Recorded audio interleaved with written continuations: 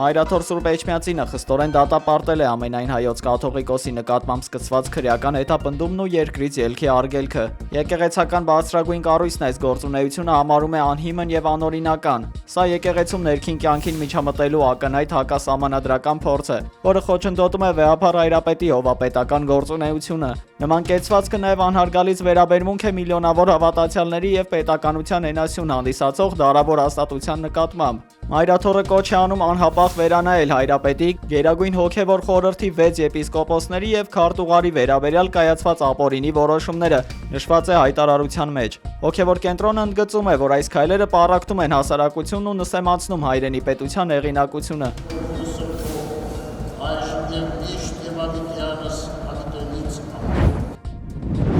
Ամենայն հայոց կաթողիկոս Գարեգին II-ի երկրից բացակայելու արգելքի մասին տեղեկությունը իսկական էյֆորիա է առաջացրել ադրբեջանական լրատվամիջոցներում։ Ադրբեջանական առաջատար լրատվամիջոցները հեգնանքով նշում են, որ Հայաստանի վարչապետը ցանկանում է քանդել առաքելական եկեղեցին եւ նոր կառույց ստեղծել։ Ադրբեջանական մեդիադաշտում շրջանառվող հիմնական թեզն այն է, որ հոգևոր առաջնորդի դեմ կիրառված սահմանափակումը հարված է ռևանշիստական ուժերին, որոնց Բաքուն մշտապես կապում է եկեղեցու հետ։ Ադրբեջանցի մեկնաբանները չեն թաքցնում իրենց գոհունակությունը, պնդելով, թե սա Հայաստանի ներսում հոգևոր հեղինակության թուլացման եւ ներքին թշնամանքի խորացման ապացույց է։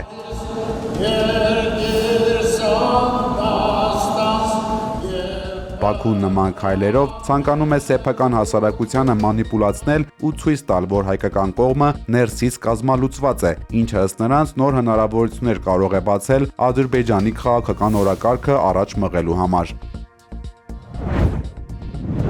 Հայ ազգի լեռնադահուկորդ Հարություն Հարությունյանը ձմեռային 25-րդ օլիմպիական խաղերում հսկա ոլորավայրեջք սպորտաձևում 81 մասնակիցների զբաղեցրել է 59-րդ հորիզոնականը։ Հայ դահուկորդը վերջնագիծ է հասել 1 րոպե 28 վայրկյանում։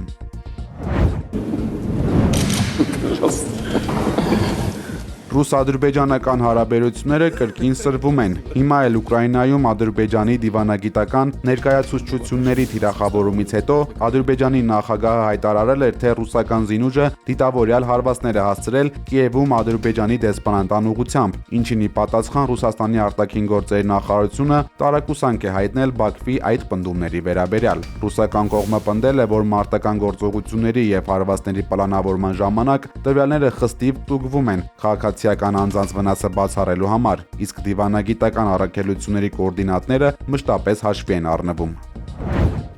Продолжается выполнение задач специальной военной операции, наступление ведется. Չնայած ձմեռային ծանր պայմաններին, փետրվարին ռուսական ուժերը գրավել են կամ ինչպես իրենք են նշում, ազատագրել են 12 բնակավայր։ Ռուսաստանի Դաշնության գլխավոր շտաբի պետ Գերասիմովը կենտրոն զորախմբի ստուգման ժամանակ նշել է, որ շփման գոտու բոլոր ուղղություններով հարձակումները շարունակվում են։ Ըստ շտաբի պետի, Ուկրաինայի զինված ուժերը զգալի կորուստներ են կրում, որոնք ի վիճակի չեն լրացնել։ Այժմ Ուկրաինան շեշտը դնում է հարվածային հատուցների քանակի ավելացման վրա։ Ըստ Գերասիմովի, մարտերն ավելի համառ են ընթանում հենց կենտրոն զորախմբի պատասխանատվության գոտում։ Հյուսիս զորախումբը շարունակում է անվտանգության գոտու անլայնումը Սումիի եւ Խարկովի մարզերի սահմանամերձ շրջաններում, իսկ հարավային խմբավորման զորքերն առաջ են շարժվում Սլավյանսկի ուղղությամբ։